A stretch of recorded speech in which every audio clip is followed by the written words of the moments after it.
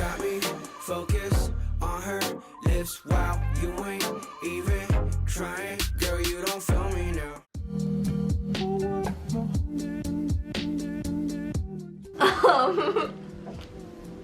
Hi, it's Ashley. So based on the title of this video, you might be wondering, how did someone with 3 Fs in their junior year get into both Johns Hopkins University and NYU? Well, to be honest, the answer is a really long and convoluted story, so I'm going to do my best and just get straight to how I got in and how you can do it too. In all honesty, I never expected to be able to go to college out of state, both getting into schools and affording it. So to be able to attend one of these universities is honestly a blessing, and I am so appreciative of this opportunity. So let's jump into it. I'll start with the boring stuff, my stats. Sorry, I have my notes right here.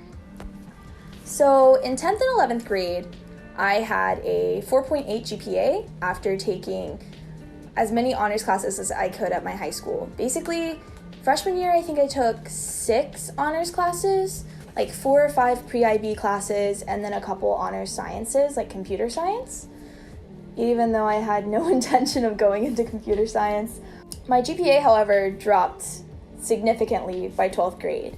In the first semester of my senior year, I had a cumulative GPA of 4.4. And luckily, by the end of my 12th grade year, I got it back up to 4.8. On the ACT, I took it twice. My first try, I got a 32. And I was pretty proud of that. Honestly, I was expecting like a 26 or something like that because I don't really study for standardized tests, though I do recommend just learning strategies on how to take a test because it can be applied to both the SAT, the ACT, the PSAT, the SAT2s. Like, it's more the strategy than like a wide range of knowledge, I suppose, because the same questions pop up on every test. I only took 2 SAT2 tests. I took Korean and literature. I got a 740 in literature. That was just after like a lot of intensive literature courses. I didn't really study for that. I think you just have to read a lot to be able to comprehend the passages quickly. So yeah, for that one, I just recommend reading. For Korean, I got a 680, which, okay, that sounds very bad, but I actually taught myself 2 languages. Here in West Virginia, there aren't many people that speak Mandarin or Korean, so it was a lot of internet study and like buying textbooks or pirating textbooks, and basically teaching myself how to communicate in those languages, the cultural context of those languages, and yeah, I applied those to the test. I'd say now my Korean's better, so I probably shouldn't have taken it. I probably should have waited a year. But overall, I don't regret it. On my PSAT, I took it 3 times because my school gave it for free. And my junior year, I scored a 1490, which made me eligible to be a national merit semifinalist. For APs, my school was an IB school, so I only took 1 AP, and that was Mandarin, or well, Chinese language and culture. And again, I didn't really have a teacher. I probably should have studied more for the test. Like, I'm looking at my bookshelf and I see the AP Chinese book and I'm like, I should have spent more time on it. But I got a 3. I still need to study Chinese. I'll be doing that at my university. A random test that I took for like test taking practice was the ASVAB. I don't plan on going into the military at all, but they were like, take it, it's good test prep. So I took that and I got a 98. Which honestly was like, what? Because I don't know anything about cars, and it asks you about how cars are put together, and I'm just like, okay, I guess I know what a transmission is. But yeah, overall, my grades are way above average for my school, but I'd say they're below average for Hopkins and about average or a little bit above for NYU. So what can you take away from this? Basically that those stats are important. They're more like a baseline, right? So as long as they know that you can improve from there and that you have at least enough knowledge to succeed during your first couple years at the university, I think that should be just like the back burner for your college applications. All right, so let's move on to my extracurriculars. Growing up, I always danced. I did competitive dancing, but I wasn't like that good at it.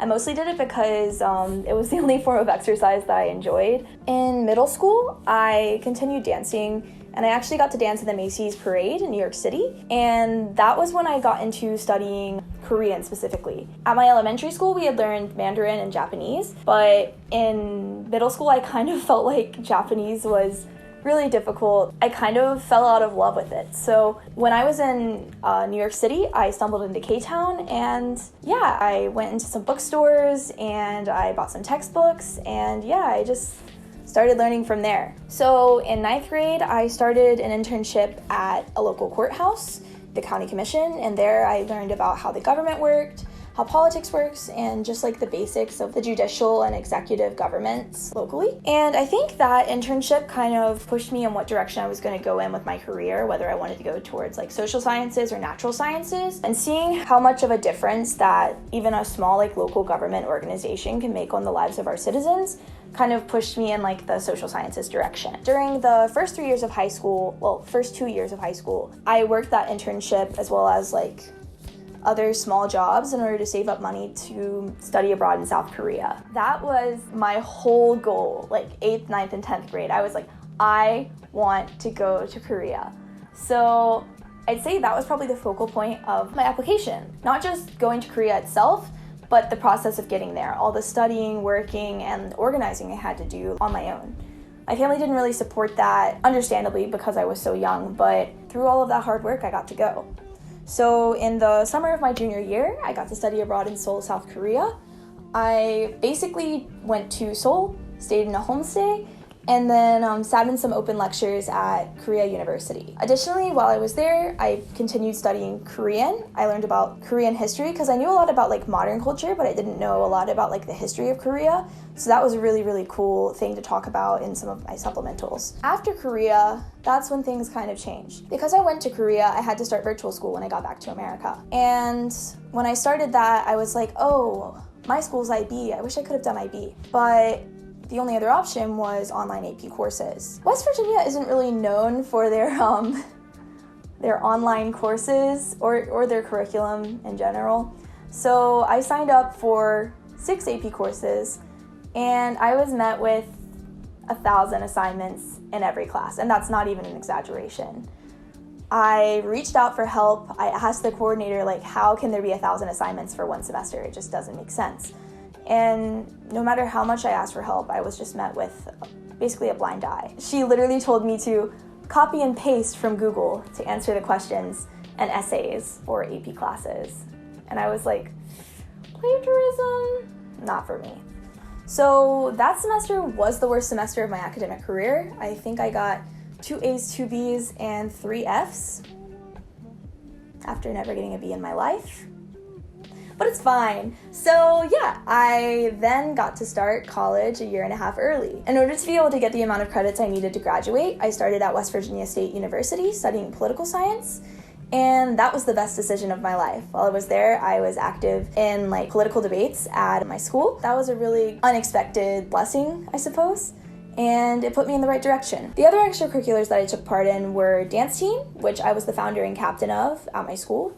I basically started a dance team that incorporated both like modern American hip hop dancing with Korean pop choreography, and it basically brought together 2 demographics at my school that normally didn't interact. It was a really cool experience, and yeah, our performances were something I looked forward to every year. So that was one of my multiple leadership positions. That's something that a lot of colleges look for. Like, can you lead, can you cooperate, and can you help bring a group of people together to get a common goal done? Another kind of unrelated extracurricular that I did was Science Bowl. Again, wasn't interested in natural sciences, but I really enjoyed physics, so my physics teacher wanted me to be the captain of the team. So I was like, oh, well, I mean, I don't know that much about science, but all right. And we actually ended up winning the county championship last year, so that was really, really cool. We went to states 2 years in a row, and yeah, it was kind of like a break from all of the politics I was studying. Another thing that I chose to do during my 4 years in high school was tutoring English as a second language students. Because of my knowledge of Mandarin, it allowed me to help a lot of our students from Fuzhou and Fujian at our high school to just basically communicate with the ESL teachers.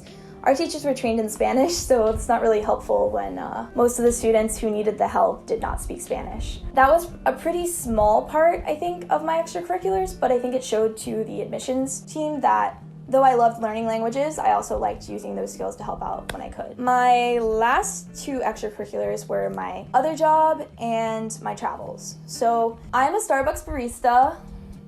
Go Bucks. And yeah, I mostly just did that to make money, and also because I love coffee. I spent like $1,000 on coffee, and I was like, why don't I just work at Starbucks? So that's what I've done for like the past 6 months. And then I've traveled a ton. And now you may be thinking, how can a high school student who barely could afford college travel a ton? And the answer is just jobs and saving up money. I was lucky enough to have a family that supported me having multiple jobs. So I basically just saved up all the money I could. I tried to cut out unnecessary expenditures, besides coffee. And yeah, I was able to travel to 4 countries in the past 2 years. Finally, I forgot to mention this earlier, but I'm a QuestBridge scholar. QuestBridge is an organization that brings together low-income, high-achieving students with the top universities in the nation. I wouldn't say it was key to my acceptances because QuestBridge is more of a networking group than anything. Most people aren't actually matched with Ivy League universities, but it allowed me to connect with other students in similar situations to myself and kind of share the pain. Share the pain of 50 applications and supplementals. So yeah, basically, these were the things that I did to try and like build the most cohesive application that I could that told the story of who I was as a person, not just as a student in a classroom.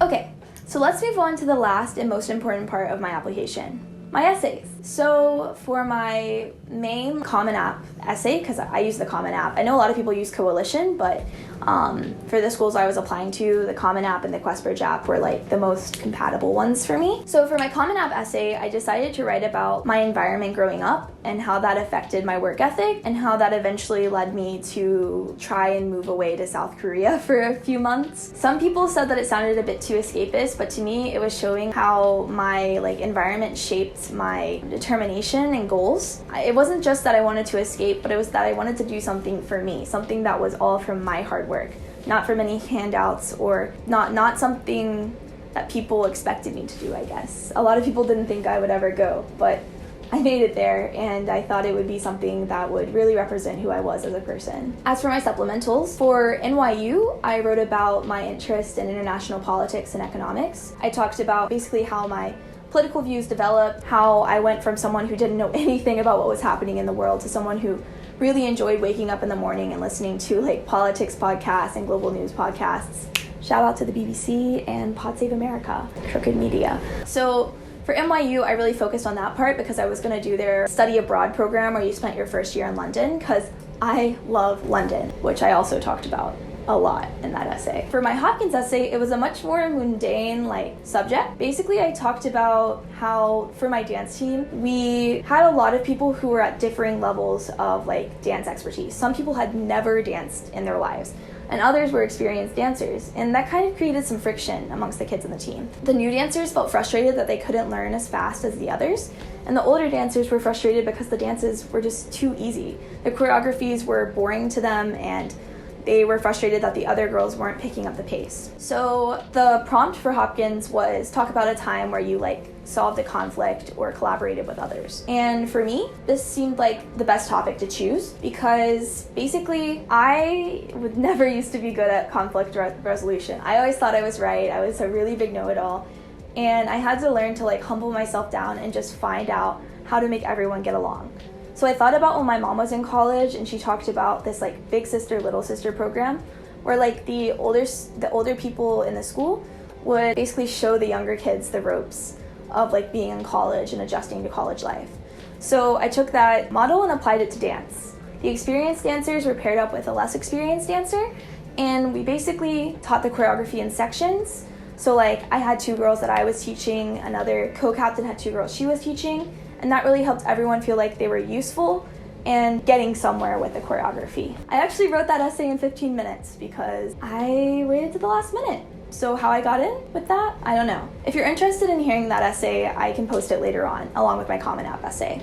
So, what can you take away from all this information? Well, honestly, you don't have to be like me, and you don't have to be like any other student that's gotten into these schools. In fact, you don't want to be. Basically, your extracurriculars and your stats don't have to be extra spectacular. Your story is what matters. And everyone's story can be something that is gripping and interesting for the admissions readers to look at. So for me, I made a story that was about growth, right? I'm from a small town in West Virginia. People are usually pretty sheltered. It's a very monocultural area. And I grew to be a person who really thrived in learning about cultures around the world and the political climate in multiple different countries. And I also learned that it's not just about my grades. When my grades dropped, I mean, that really kind of shattered my perception of myself. So I wrote about how basically when I stopped attaching my self-worth and my self-perception to just numbers and grades, I became a better person. I became someone who cared more about what I was doing with my life. Who was I gonna be? When you're thinking about college and when you're thinking about your applications, you need to be putting into your essays and into your extracurriculars, like the person you want to become. You need to make your story about you, not about who you think they'll want you to be, but who you actually are. What are you passionate about? Maybe don't use passionate in your essay, but use words to show what you're passionate about. I think that's honestly the best way to get their attention. You don't have to be super quirky. You don't have to be like, I am the god of math. You just have to be yourself. So yeah, just really focus on what makes you you, and it'll show through to the admissions readers. I wish everyone luck with the next college application season. I know it's going to be really hard because of coronavirus and all the protests and everything that's going on. I imagine that a lot of households are going through struggles right now, and college applications might not be at the forefront of your priorities. But if this helped relieve any anxiety around that, I'll be satisfied with this video, I suppose. If you have any questions, just comment below and I'll answer them. And if you want to hear more about my life and where it's going, give it a like and a subscribe. Thanks!